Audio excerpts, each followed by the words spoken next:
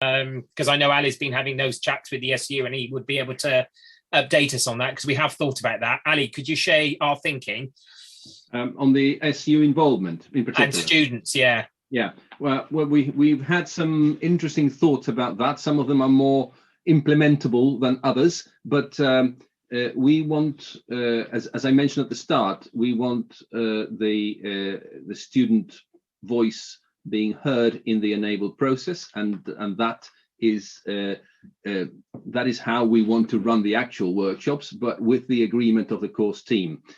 We would not invite our students ourselves. The course team would have to identify the relevant people, and there is some guidance on profile of students that would come in handy to nurture the process of Enable as the workshops unfold. There is more we're doing on this front, and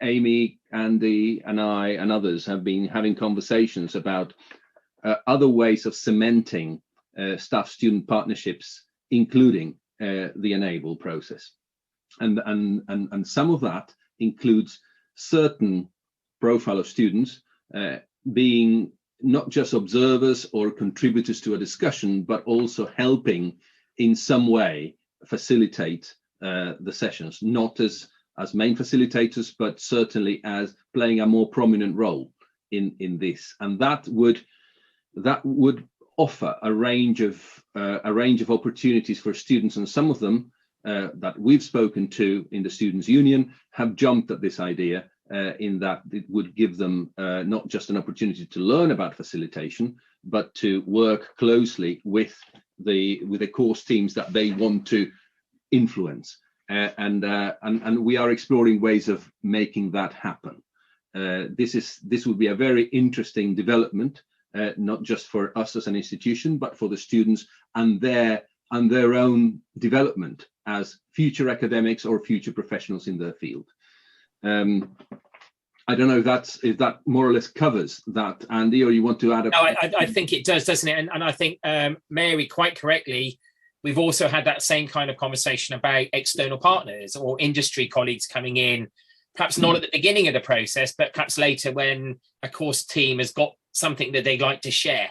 So again, I think it just comes back to the beginning that we've tried to make Enable very flexible to accommodate whatever you feel, whatever the course module teams feel would give them most value to enable them to enhance what they're doing. Aaron, is that all right? I think are we okay to finish with you? That's fab. Yeah. Unless anyone from the group wants to say anything, but that's great. Thank you. Brilliant. Where are we? Okay, so that's lovely. Just to round up, I'm just very grateful for everybody coming. Thank you to all the facilitators. Hopefully you found it enjoyable. Like I said, we have put a feedback board up, the links in the chat. So please, we'd love to hear your initial response. Ali, I'm going to hand back to you just to wrap it all up and identify the next steps, if I may.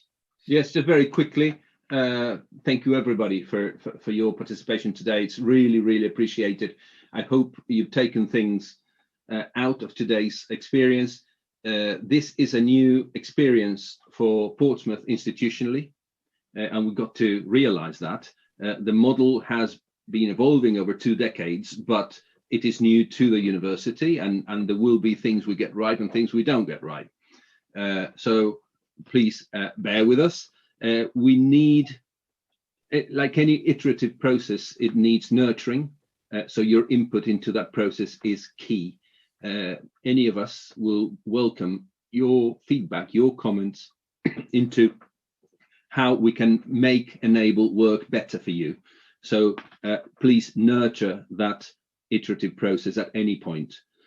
We would like to encourage, obviously, all of you to consider putting your course and your modules through Enable. Remember, Enable can be adjusted for course and module needs, so we can have that discussion in due course, but please consider doing that for your own teaching. And if you need to make initial contact, then Sarah Eaton, probably at the top of your screen there, will be there waving, will be the right initial point of contact to get something booked in.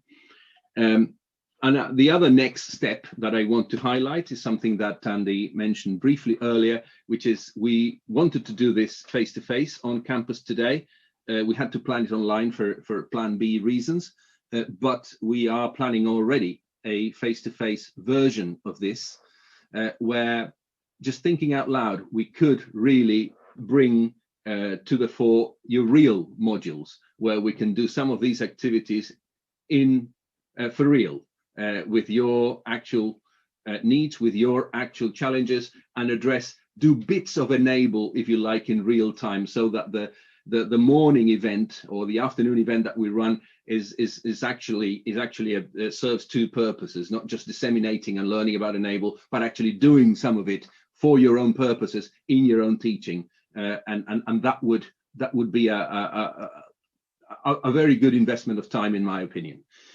So that's for us our next step, to get this to work, in context, to get this to work for all faculties, and I really hope that you help us in that dissemination, and you help in that further development of the model.